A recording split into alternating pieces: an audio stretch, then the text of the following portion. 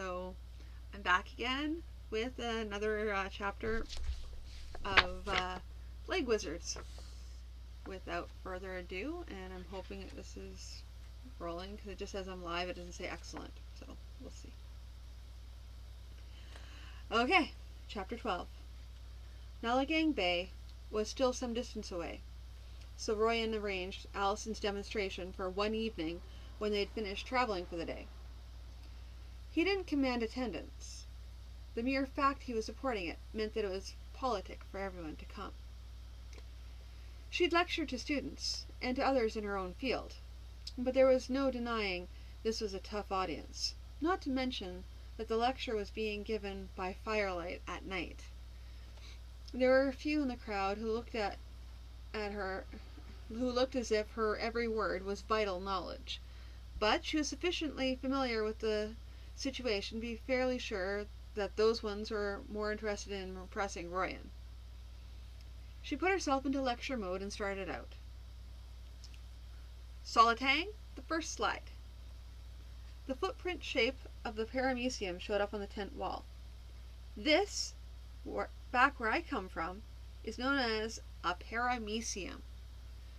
Such things as this tend to grow in pools of stagnant water.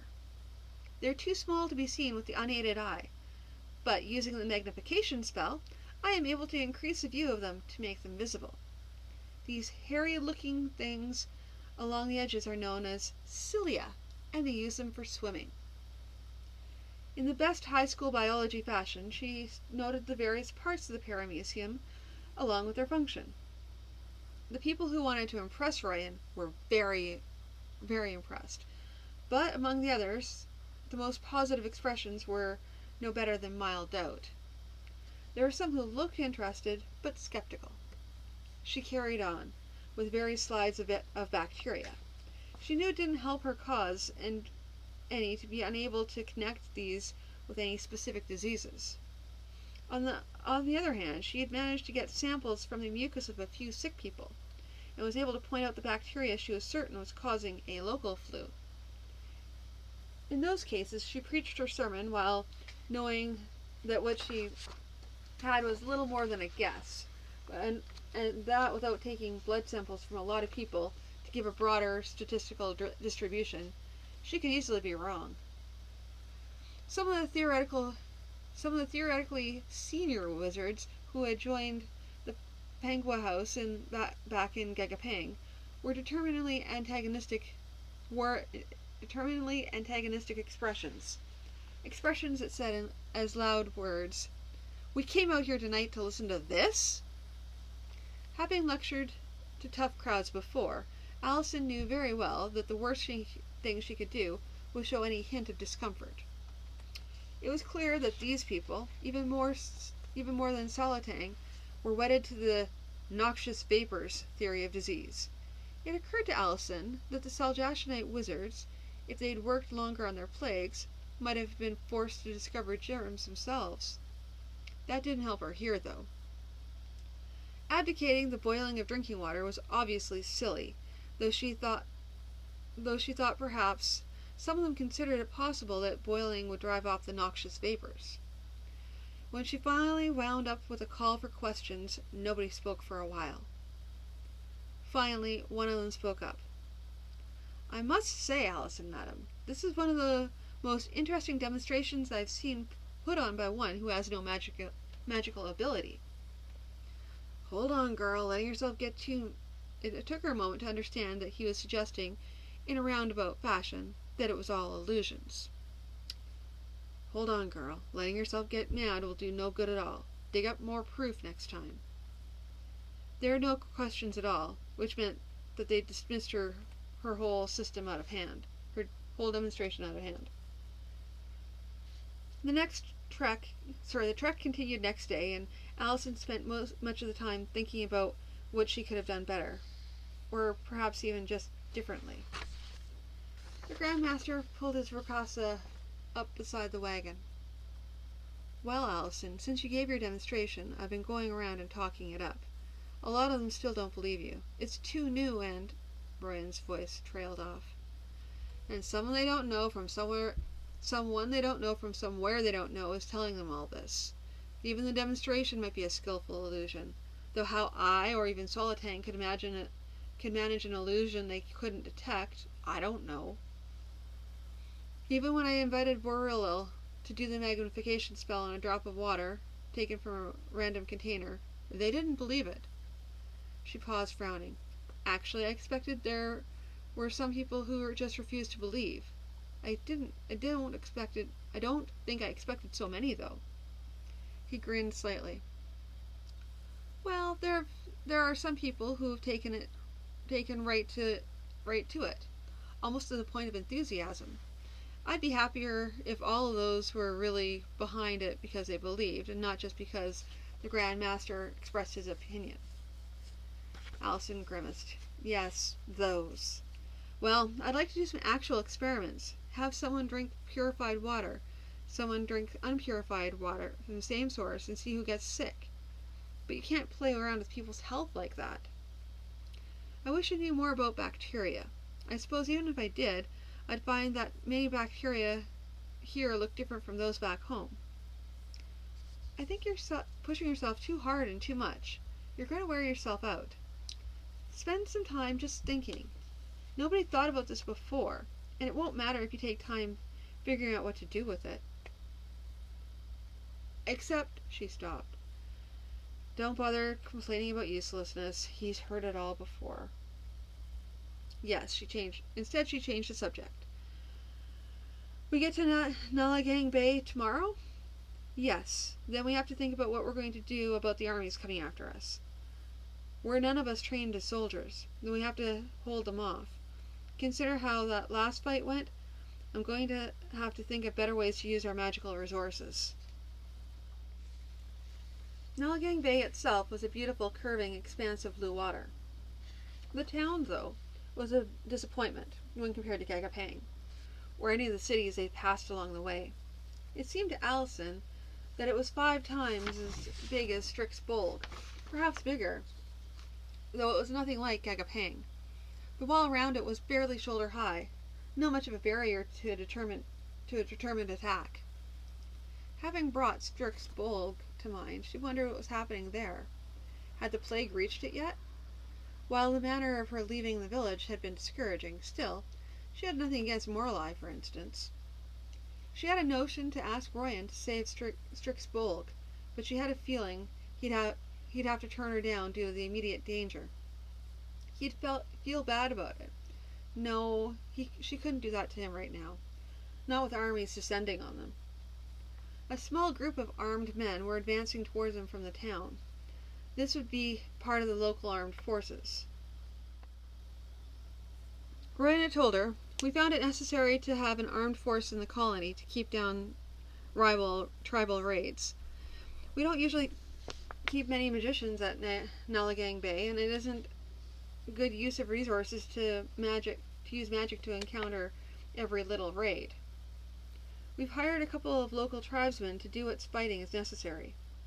The leader of the troops was bare-handed, his helmet slung at his waist. As they came nearer, Allison could see the differences between him and the average Rosthanite. He had a snub nose, freckles, and deep red hair. Most of his followers wore helmets, but what she could see of them seemed much the same. The peoples coming against civilized people everywhere. The local tribes were probably glad to work for people in the colony, especially if the pay was, partly or wholly, in goods that the city people could supply. Well, at least future generations wouldn't have a skin barrier to come up against.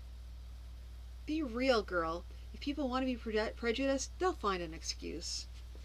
She shook her head. She had no authority, only a limited ability to convince Royan to pay attention to her.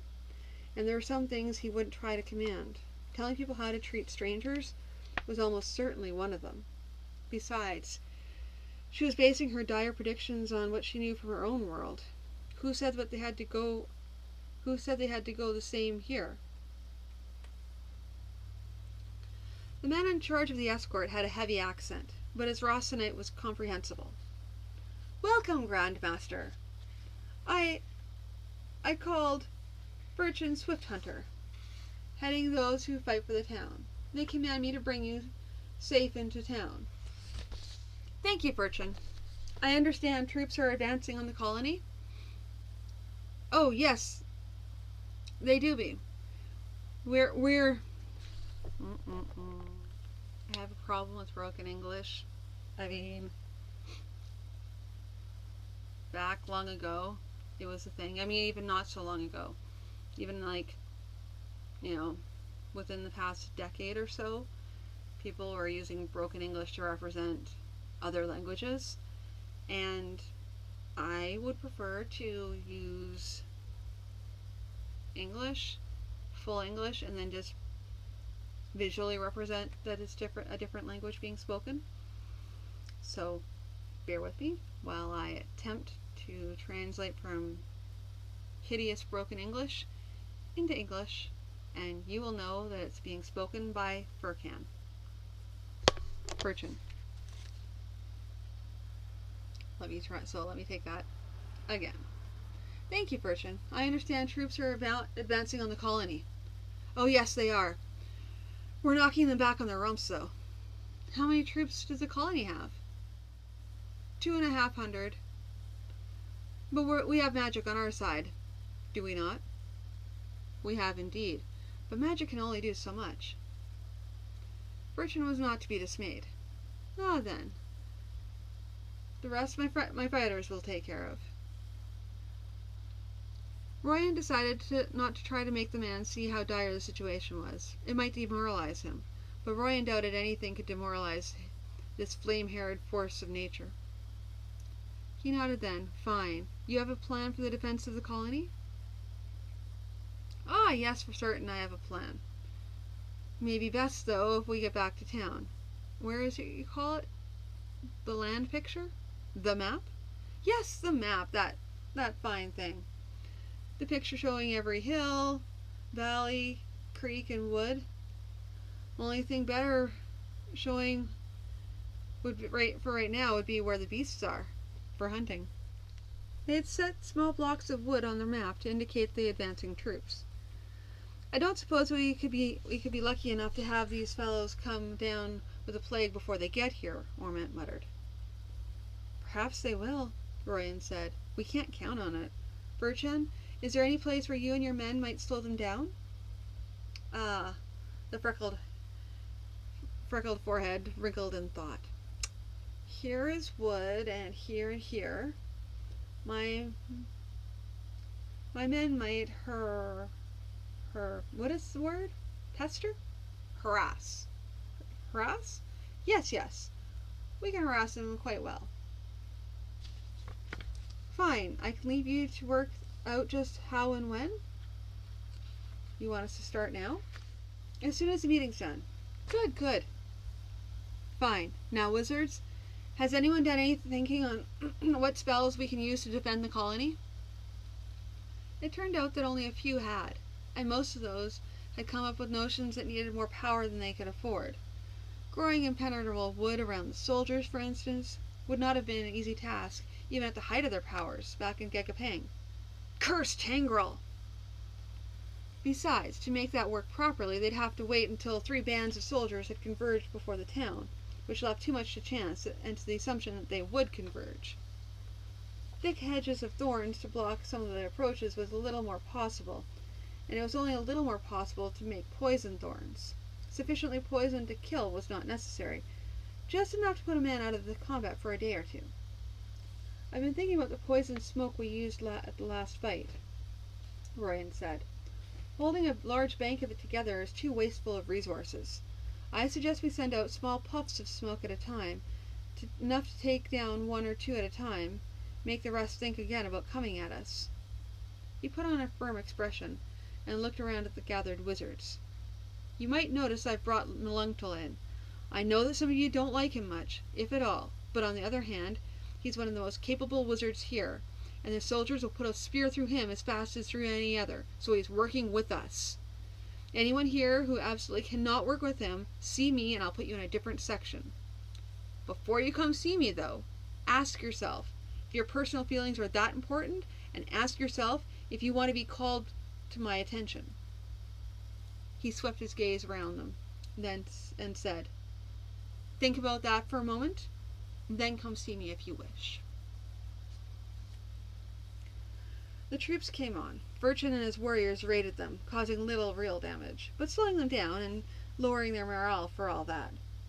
Malungto was able to provide help beyond anything they'd looked for. He produced several bags of seed, which he brought to Royan. "If you get that flying thing and scatter these along the approach of the soldiers, they'll grow overnight into seeds of blue flowers. The blue flowers put out a nice smell, but anyone walking through them, or even too close to them, will fall into a sleep that will last as long as the flowers bloom. That will be only one more night, but it should be useful." "Useful? It'll have them looking at every strange seeming tree, bush, or flower along the way and worrying. Which gives me another idea. Loniswell, get a hold of the juniors and have them start making plans to put illusions on various trees and bushes. Nothing too powerful, just things that look different. Perhaps, for those that can manage it, a touch of panic along with the illusion." "Yes, Grandmaster." The troops came on. They took losses, but they came on. The fields of flowers shook them, and some even died, it seemed, from the effects of the narcotic flowers produced. The junior wizards competed to see who could put the most subtle spell on a tree or shrub, and still cause the soldiers to shy away. "They're deserting, Grandmaster," reported a wizard who manned the detection spell. "Not in great numbers, but in ones and twos." "Every little bit helps," Royan answered. "But will it help enough?" "They must have some way of coordinating their advance," Arment said. "They're moving just fast enough that they'll be able to gather and attack us at once." "Wizards?" Royan answered. "Wizards," Royan answered. "We tend to forget that, just because the center of everything used to be Gagapang, that there are no competent wizards in other places. Practically anyone can send writing through fire. They don't seem to be able to do much about the blue flowers or thorns." Royan shrugged. "Maybe they're just not that strong. Maybe they're saving their power for when they get closer." The soldiers went through the thorn hedges with predictable results. After having taken many losses, they brought up fire and burned a path through, taking more losses doing that. "Never thought of it that way, but it isn't surprising that smoke from the burning thorns is poisonous itself. Enough to put down anyone who breathes it for too long." "Not enough, though." Farrell was looking worried. "Oh, we're a long way from being finished yet." The bushes in the path of the soldiers' advance sprang into flower. Trees shifted shape and color. Even grass occasionally seemed threatening. One of the bush illusions whiffed away from being a mere bush behind. "Aha! That wizard, or one of them, has a bit of learning." "You're not cheering for them, are you?" "No, Ormant. Just making an observation. Will you see if you can pinpoint the wizards, or any one of them? If we can get rid of them, that'll help us a lot." "Right." He went to work and shortly said, "Got one!" Royan produced a small puff of poisonous smoke, which he sent drifting at the enemy wizard. He watched the detection spell as the man fell, and did not rise. "Can't find the others." If they had any kind of hiding spell they hadn't used before, they may have done so now. I wonder if one of the reasons they weren't using so much magic is that they have some spell up to tell when any of them were attacked. The last stage of the fight saw 3 bands of troops, not quite so numerous now, converging on the town. Royan had all the adult population standing by, mostly with makeshift weapons. He hoped to be able to stand the troops off with magic, but there were no guarantees. If they continued to be as stubborn as they seemed, there was going to be hand-to-hand fighting at the wall of Nelagang Bay, and Pango household was going to take some losses. Royan gathered all his personal resources and sent a small cloud of poison smoke whipping along the front rank of the soldiers. He felt someone unfamiliar add their power to his, and most of the ragged front rank was down. His power exhausted, he could only watch as the man helping. Malungto? sent smoke halfway around the second rank before his strength failed him.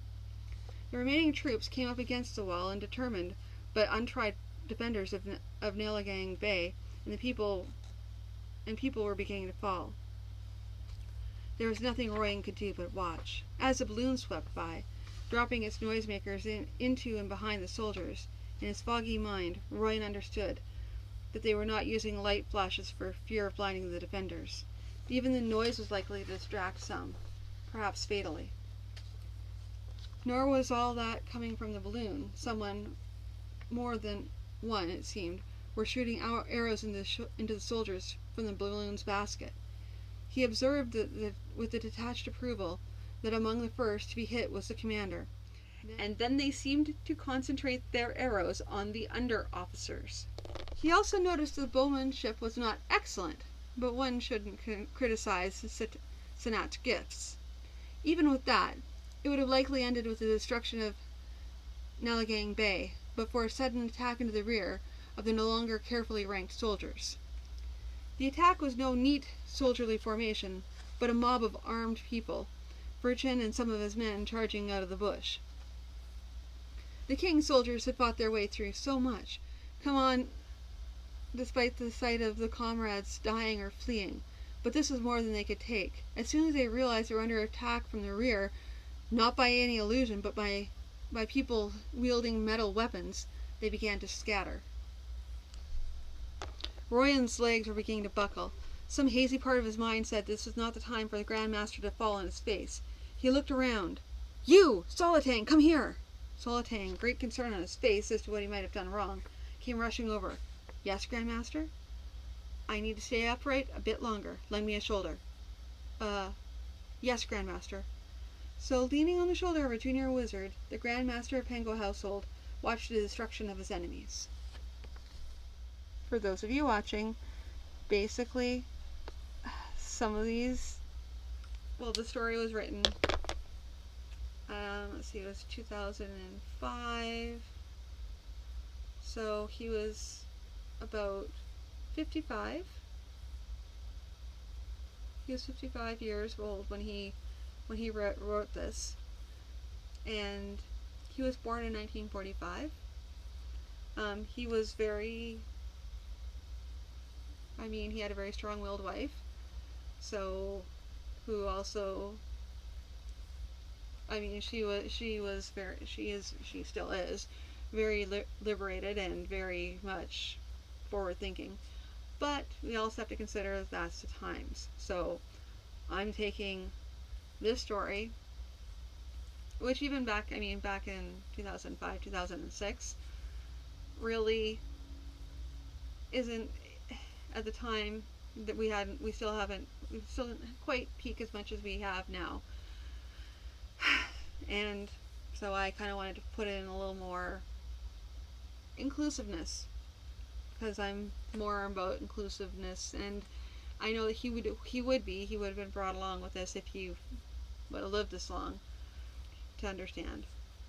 And if not, well, that's too bad, because I'm editing it now and I'm looking after it. So I go with the spirit of things and how I would like to see things, because at the end of the day, I kind of have final say. And final say for me says I'm going to be adding in all kinds of people and whatnot. So, but that's the end of this chapter. Enough of my little mini rant, because that's kind of the way I am. Silly me, but that's alright. I like the overall story, and I don't want to have any little tiny things ruin it. Things that can easily be fixed.